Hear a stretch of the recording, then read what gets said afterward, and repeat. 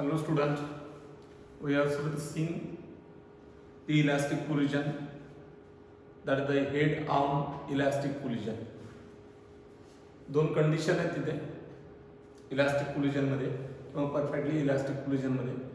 एक conservation of momentum that is Pi is equal to Pm, and second the total kinetic energy before the collision is equal to total kinetic energy after the collision. तुम्ही म्हणतात की हे नाही का conserve, तर नाही, कारण through out the collision there is a kinetic energy is not constant. Before the collision and after the collision kinetic energy is constant. See here, एक प्रॉब्लेम पाहिला होता, हा दुसरा प्रॉब्लेम आहे. या ठिकाणी पहिलं मास दिले 1 kg, दुसरं m दिलंय. पहिल्याची व्हेलॉसिटी u1 राईट साइड आहे, u2 रेस्टला आहे, थांबलेला आहे, आणि थांबलेल्या गाडीवरती येऊन ही दुसरी गाडी येऊन धडकते. तर आदळल्याच्या नंतर ती रिबाउंड होते आणि थांबलेली गाडी पुढे जाते. रिबाउंड होताना वापस येताना या ठिकाणी u/3 या वेगाने रिव्हर्स येते. लेफ्टला म्हणलं तर याला चिन्ह निगेटिव्ह येते आणि ही पुढे जाते. तर व्हॉट इज द मास, या बॉडीचं मास काय असेल असं म्हणतो. सर्वात महत्त्वाचं मी तुम्हाला शॉर्टकी सांगितली होती, काय असते, u1 - u2 is equal to v2 - v1 use करायचं. u1 - u2 कोलिजनला इक्वल असतंय की कोलिजनला कसं असतंय, इलास्टिक कोलिजनला इक्वल असतंय. u1 - u2, u1 किती u माइनस u2 किती 0, v2 किती आहे, that is plus v minus v1 किती माइनस u/3, बरोबर आहे. So u is equal to v minus minus plus u/3. हा इकडे घेतला, v is equal to u minus u/3, v is equal to 3 × 3 - 1 2u/3. याचा अर्थ it is the positive right साइडला चालले. आता कॉन्झर्वेशन ऑफ मोमेंटम अप्लाय करायचं. Pi is equal to Pf करायचं. Pi is equal to Pf. m1 u1, m1 किती 1, u1 किती u, plus m2 किती m इंटू u2 किती 0, बरोबर, इज इक्वल टू m1 किती 1 m1 किती 1, v1 किती u/3 minus u/3, right, plus m2 किती m, v किती आला प्लस आलाय 2u/3. सो हा झाला 0, हा u is equal to minus u/3 plus 2mu/3. हा इकडे आणला u plus u/3 is equal to 2mu/3.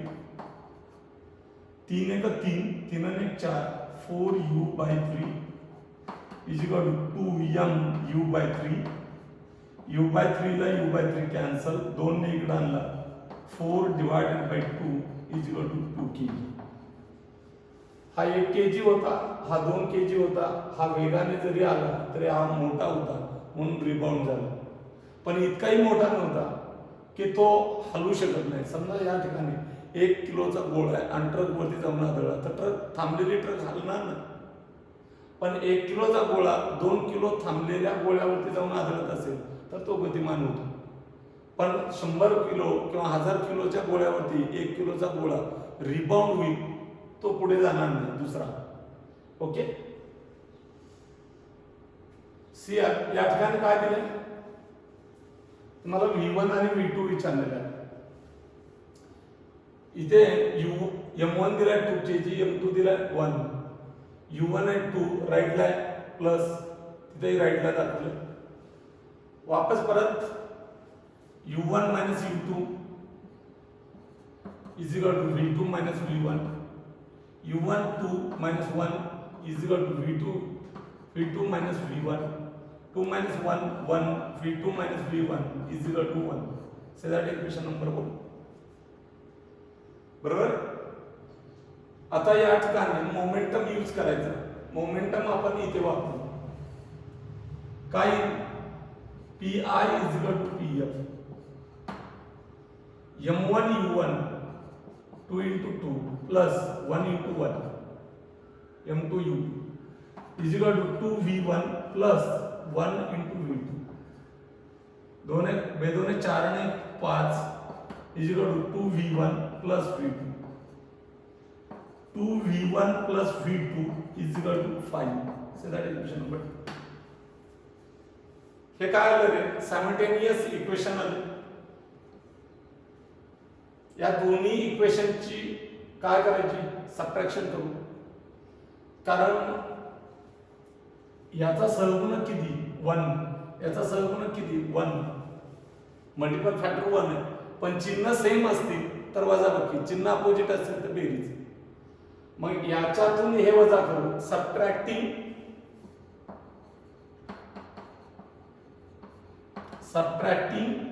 1 from 2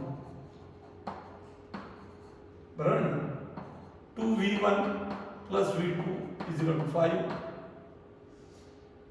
then हा माइनस v1 है अगोदर लिहितो plus v2 is equal to 1 बरोबर सबट्रॅक्ट करायचे minus minus plus minus plus minus आणि माइनस प्लस माइनस आणि आता खालचे चिन्ह वापरायचे 10 ला पाहिलं आपण 2v1 plus v1 किती झालं 3v1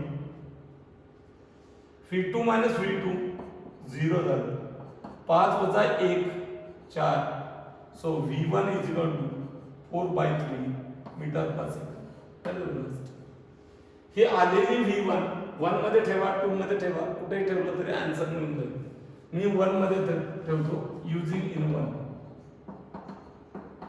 in 1 v2 minus 4/3 is equal to 1 v2 is equal to 1 plus 4/3 3 एक 3 3 ने 4 सॉरी 3 ने 4 7 3 एक 3 3 plus 4 7 7/3 v2 is equal to 7/3 लक्षात आलं नेहमीच ही कंडिशन यूज करायची इलास्टिक कोलिजन जर असेल इलास्टिक कोलिजन असेल तर ही कंडिशन वापरायची आणि त्यानंतर कॉन्झर्वेशन ऑफ मोमेंटम वापरून प्रॉब्लेम सॉल्व्ह करायचे सोपं जातं ओके कोएफिशिएंट ऑफ रिस्टिट्यूशन या नावात काही लक्ष देऊ नका काय ते इथं फॉर्म्युला आहे कोएफिशिएंट ऑफ रिस्टिट्यूशन म्हणजे it is the ratio of relative velocity of separation to the relative velocity of approach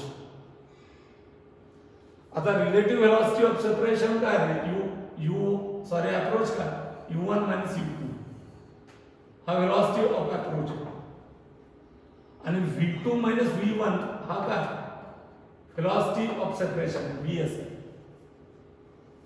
आणि म्हणून या ठिकाणी coefficient of restitution E is equal to velocity of separation v2 v1 divided by u1 u2 okay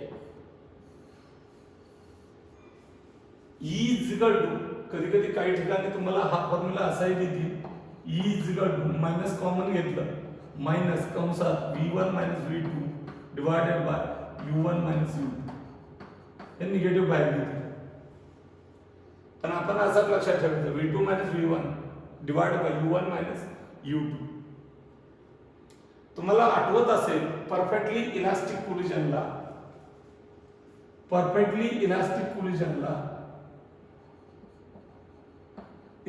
collision मध्ये मी आतापर्यंत problem मध्ये काय घेत राहिलो u1 u2 is equal to काय v2 v1 घेत राहिलो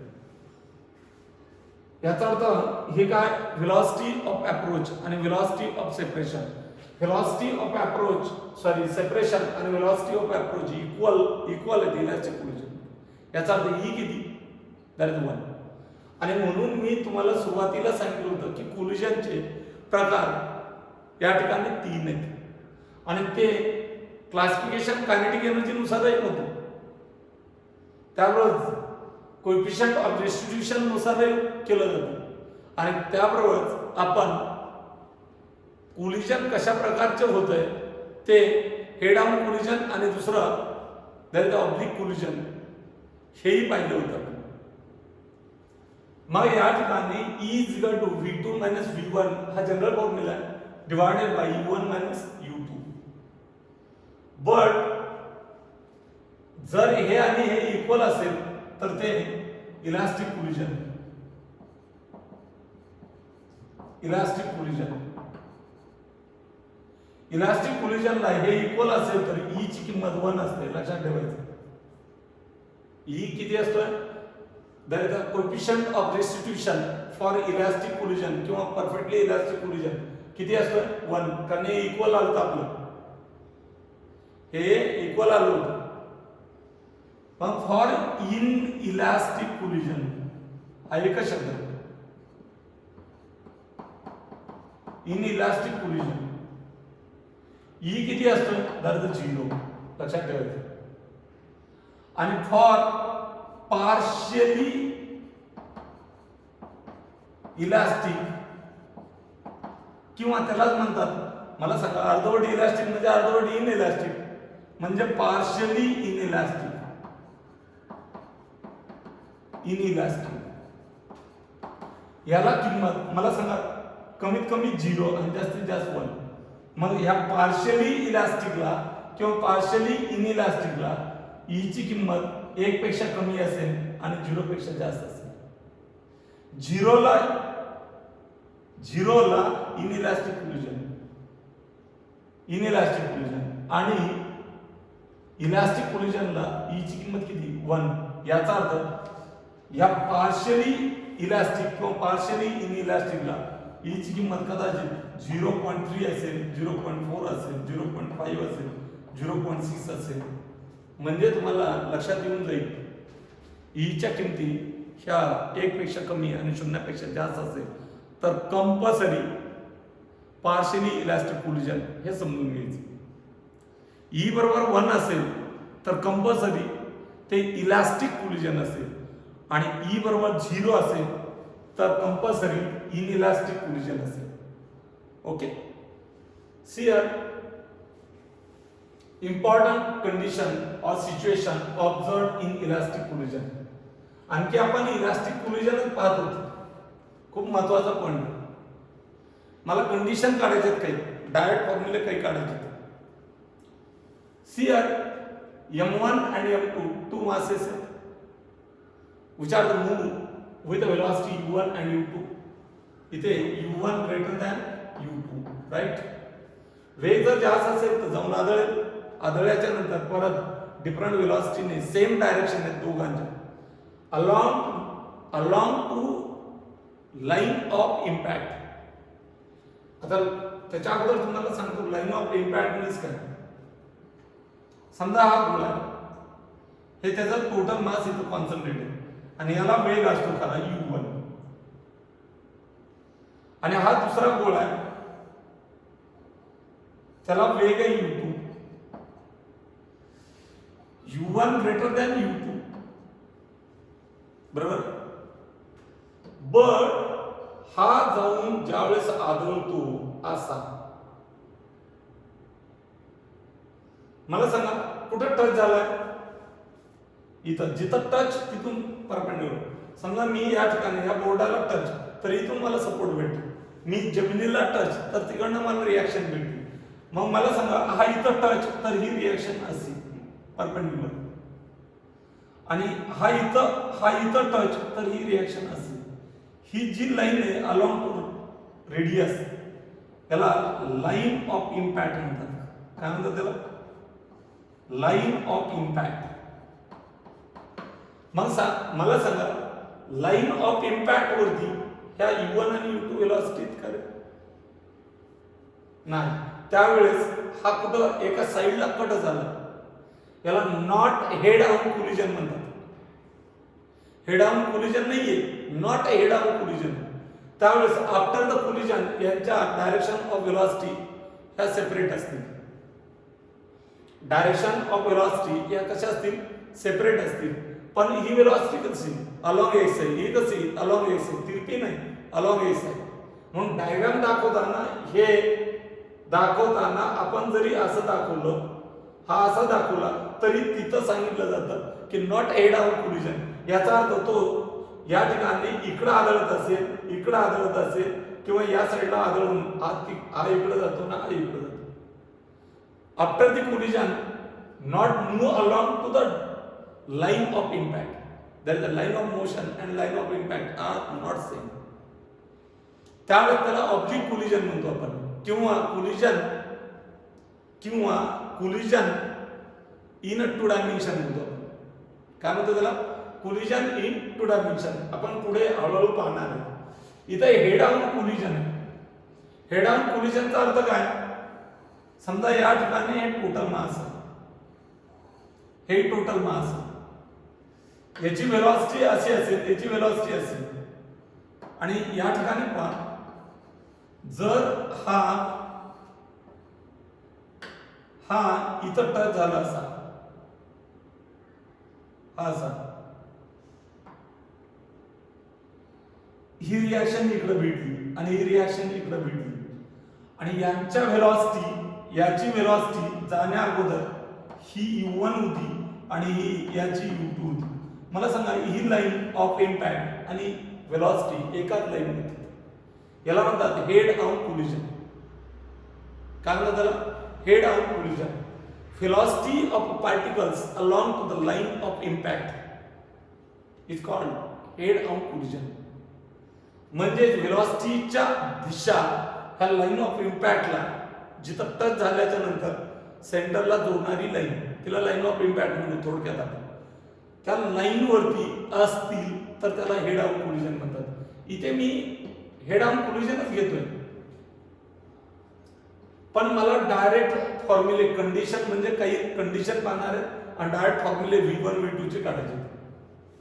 चला, ज्या पद्धतीने फॉर्म्युले आपण सॉल्व्ह करतो, मला V1 V2 काढायचं, V1 V2 काढायचं. याच्या अगोदर कंडिशनने तुम्ही ज्या पद्धतीने आपण प्रॉब्लेम या ठिकाणी V1 V2 चे सॉल्व्ह केले, त्याही पद्धतीने काढता येतो. इथं वेलॉसिटी, या ठिकाणी काय काढलं आपण? वेलॉसिटी काढल्या. याने काढता येतं, पण डायरेक्ट फॉर्म्युल्याने तुम्हाला वेलॉसिटी काढता येते. आता डायरेक्ट फॉर्म्युल्याने वेलॉसिटी काढायच्या तर त्या कंडिशन आपण डिटरमाइन करायच्या. या ठिकाणी पहा, u1 u2 कोलिजन कसलं आहे? कोलिजन कसलं आहे रे? Elastic collision. इलास्टिक कोलिजन म्हणलं तर E किती असतो? 1. E1 याचा अर्थ velocity of approach is equal to velocity of separation. हे कंपल्सरी आपलं आलेलं आहे. म्हणून या ठिकाणी u1 u2 is equal to v2 v1. Okay, हा v1 इकडे आणा, v2 is equal to u1 u2, v2 is equal to u1 u2,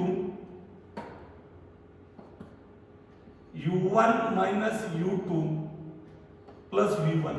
Say that 1. हा इकडे आणला मी, आणि आता मोमेंटम अप्लाय करू आपण. काय रे? m1 u1 plus m2 u2 is equal to m1 v1 plus m2 v2. तुम्ही किंमत कशाची काढली? v2 ची. मग हा v2 आहे, इथं किंमत ठेवून द्या तुम्ही.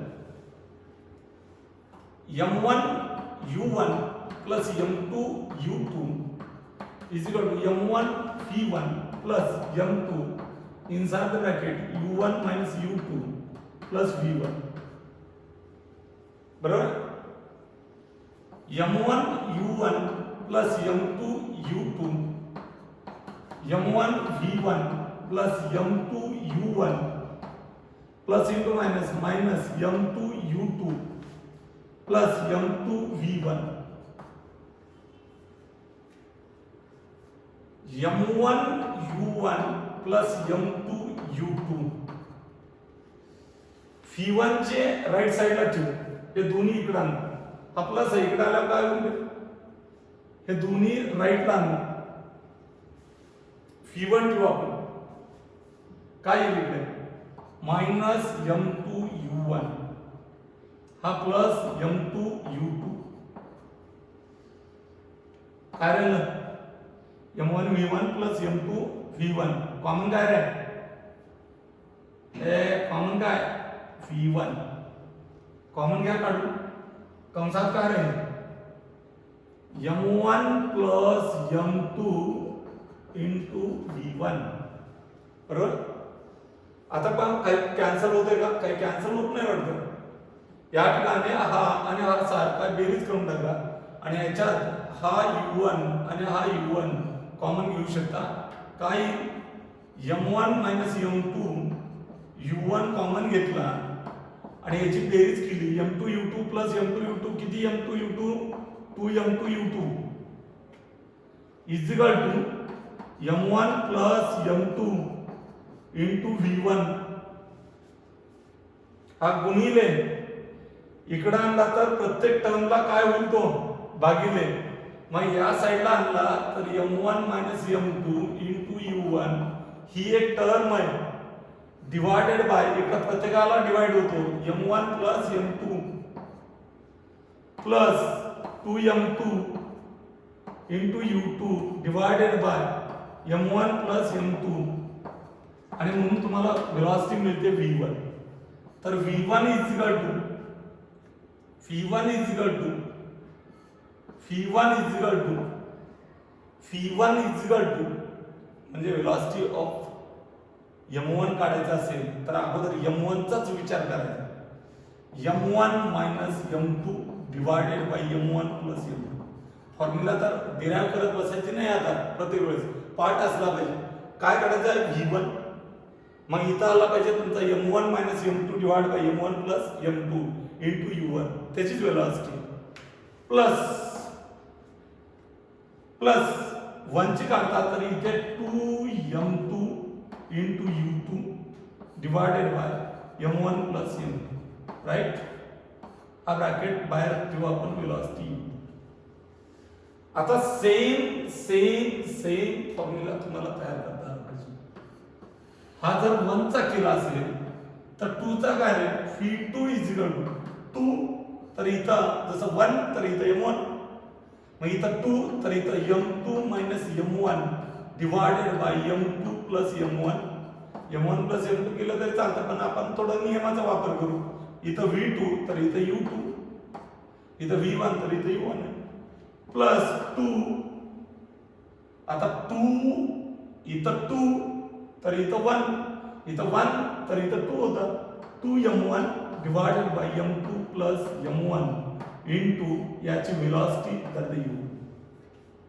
बरोबर म्हणजे तुम्हाला या ठिकाणी डायरेक्ट या फॉर्म्युल्याने वेलोसिटी काढता येते मग कंडिशन कोणत्या तीन कंडिशन आहेत इलास्टिक कोलिजन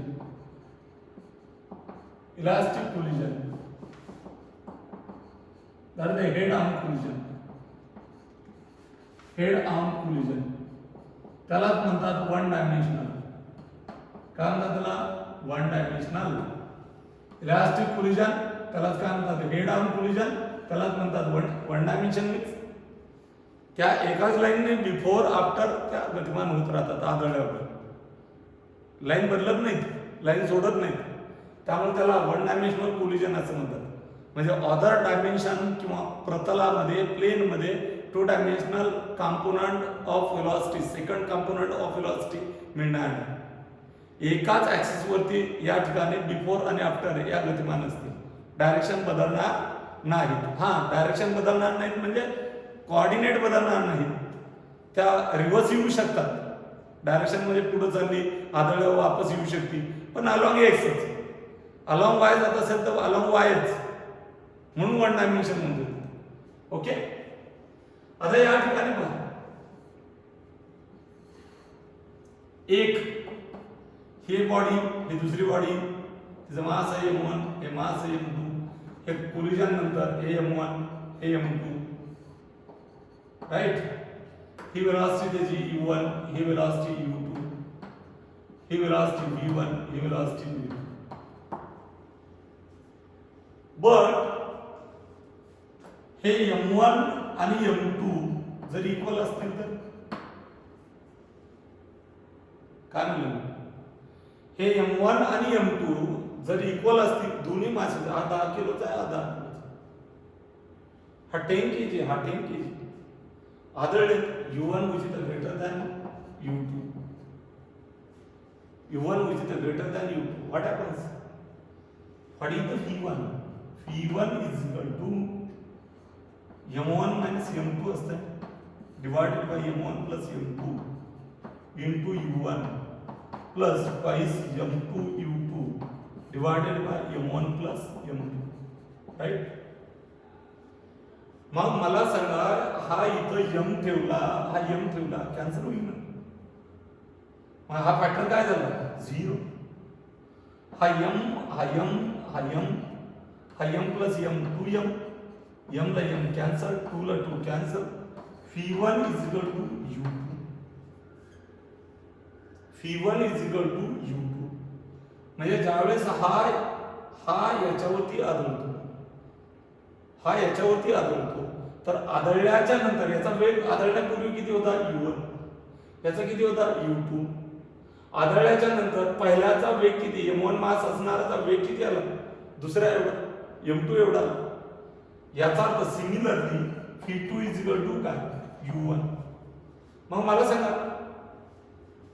कन्सिडर करा समजा याचा वेग आहे 10 याचा वेग आहे 20 दोन्हीचे मास सारखे सॉरी हा 20 आहे हा 10 कारण हे जास्त पाहिजे आदळायचे मागून येणाऱ्याचा वेग जास्त पाहिजे आदळायचे हा 20 आहे हा 10 आफ्टर कोलिजन दोन्हीचे मासेस सेम आहेत MM मग याचा वेग काय होईल ज्याचा 10 ज्याचा 20 होता याचा 20 होता ना मग याचा होईल 10 याचा होईल 20 याचा अर्थ इक्वल मासेस असतील तर interchange the magnitude of velocity after the collision काय म्हणलं मी इक्वल मासेस असतील तर interchange the magnitude of velocity दुसरी कंडिशन सांगणार आहे मी या ठिकाणी कन्सिडर करा समजा या ठिकाणी हा U1 आहे आणि हा U2 हा रेस्ट ला U2 किती त्याचा 0 आणि हा वेग आहे त्याचा U1 बट काय but M1 greater than M2 M1 greater than M2 याचा अर्थ M2 is equal to 0 घ्या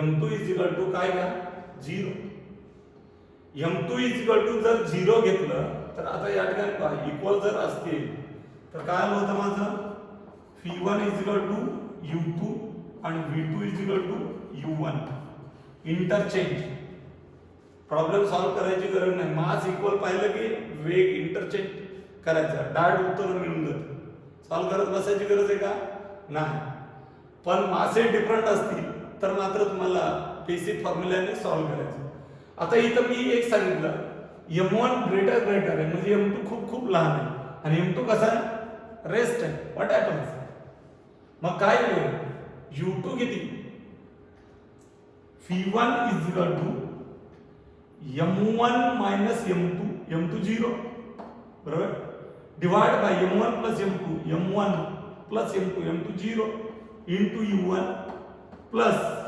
twice M2 into U2 U2 किती 0 that is 0 M1 cancel काय आलं रे interchange the magnitude of velocity V1 किती असेल V1 किती that is U1 V1 किती U1 म्हणजेच या ठिकाणी काय पाठीमागचा किती वेगाने जाईल CR हा तुमचा फॉर्म्युला होता M2 किती घेतला 0 M1 divide by M1 M2 किती निग्लिजिबल सांगितलं ना अरे M2 किती खूप लहान आहे ना समजा या ठिकाणी 1 किलोचा गोळा पाठीमागून ट्रक आली सायकल आहे आणि पाठीमागून ट्रक उडवलं असं ऊन आहे असं ऊन आहे उगी धक्का मारला तर सायकल पाठीमागे ट्रकला ढकलेल का सायकल पाठीमागे ट्रकला ढकलेल का किंवा सायकलमुळे ट्रकला ब्रेक लागला जागेवर थांबली आणि सायकल पुढे गतिमान झाली असं होईल का? नाही होणार. हे थांबलेलं आहे. हा 1 किलोचा गोळा असेल आणि हा 1000 किलोचा गोळा काही वेगाने येऊन आदळत असेल तर या ठिकाणी हा आहे त्या वेगाने चालू राहील. बरोबर ना? मग V2 काय? V2 काय? V2 काय? V2 काय? U2 किती? 0. हा पार्ट 0 होईल. हा पार्ट 0 होईल. आणि M2 किती? निग्लिजिबल सांगितलं. M1 greater than M2. हा 0. M1 cancel. There is a 2 M1 2 U1. आणि मग या ठिकाणी V2 इज इक्वल टू काय? तर 2 U1. दुसऱ्याला किती वेग मिळेल? याच्या डबल वेग मिळेल. दुसऱ्याला किती वेग मिळेल? डबल. आणि सेम डायरेक्शनला जाईल. आता गंमत पाहू आपण. M1 लेस दॅन M2. हा M1 त्याला वेग आहे U1. हा M2 हा रेस्ट आहे U2 0. U2 0. त्यामुळे V1 इज इक्वल टू काय? परत इथं जायचं. U2 किती? 0 आणि M1 किती आहे? 0. निग्लिजिबल आहे. त्यामुळे M1 किती घ्यायचा? M1 इज 0 आणि U2 इज 0. चला फॉर्म्युला. M1 इज 0 आणि U2 इज 0. हा 0 minus M2 divide by M2 cancel. V1 is equal to minus U1. V1 is equal to minus U1. म्हणजे काय? हा आदळल्याच्या नंतर आफ्टर द कोलिजन हा थांबलेला आहे. याच्यावरती आदळल्याच्या नंतर याचा मास खूप मोठा आहे. समजा या ठिकाणी पहा मोठाची मोठा गोल आहे आणि तुम्ही सायकल चालवत गेलात आणि त्या मोठ्या गोलाला जाऊन धडकलात. एखाद्या मोठ्या भिंतीला जाऊन धडकलात. भिंत गतिमान होईल का? तुम्ही रिबाउंड होणार आहे. किंवा डान्सर बॉल आहे, छोटासा खेळण्यातला बॉल आहे आणि मी भिंतीवरती मारला.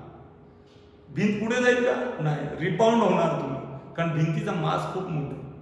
मग रिबाउंड होताना तुम्ही ज्या वेगाने गेलात त्याच वेगाने निगेटिव्ह डायरेक्शन म्हणजे अपोजिट येणार. पुढच्याचा वेग किती? V2 काढायचा मला. V2 काढताना M1 किती ठेवायचा? 0. U2 किती ठेवायचा? 0. U2 0 म्हणजे हा 0. M1 0 हा 0. याचा अर्थ टोटल 0. याचा अर्थ काय? V2 is equal to 0. काय रे? याचं मास हा गतिमान आहे पण याचं मास याच्यापेक्षा खूप खूप खूप खूप खूप खूप कमी आणि हा थांबलेला आहे. आणि मोठ्या 1000 किलोच्या गोळ्यावरती, थांबलेल्या गोळ्यावरती जाऊन तुम्ही आदळात तर गोळा गतिमान होईल का? नाही. प्रॅक्टिकली आपल्याला कळतंय V2 0. थेरोटिकली आणले पण तुम्ही मात्र आदळून काय होणार? वापस येणार. That is the rebound. तुम्ही म्हणता प्रत्येक वेळेस तुम्ही U2 हा 0 घेतलाय. U2 0 ही नसेल तर तुम्ही त्या फॉर्म्युल्याने कॅल्क्युलेट करू शकता. तुम्हाला फॉर्म्युले मिळतील. हा मी 3 स्पेशल केसेस दाखवल्या. या ठिकाणी equal masses interchange the magnitude of velocity but no change the direction. But M1 greater than M2, U1 greater than U2 is 0. याचा अर्थ second is rest. After the collision V1 is equal to U1. Interchange नाही. It is the move after the collision that M1 it is the move with initial velocity.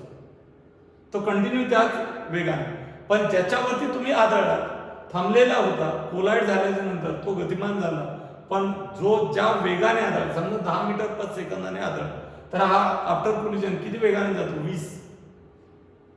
आणि हा किती वेगाने जातो? 10. त्याचा चालूच आहे रट्टा, कारण हे खूप छोटं होतं पण हे खूप मोठं आहे आणि रेस्टला आहे. त्यावेळेस हा ज्यावेळेस आदळेल त्यावेळेस तो रिबाउंड होईल. म्हणजे V1 is equal to minus U1 and V2 is equal to हा हलणार नाही. That is the 0. इथे फक्त इलॅस्टिक कोलिजन संपलेलं. काय म्हणलं मी? फक्त इलॅस्टिक कोलिजन संपलंय. आपलं इनइलॅस्टिक कोलिजन राहिलेलं आहे आणि ऑब्लिक कोलिजन राहिलंय. उद्याच्या पिरियडमध्ये संपून जाईल. ओके.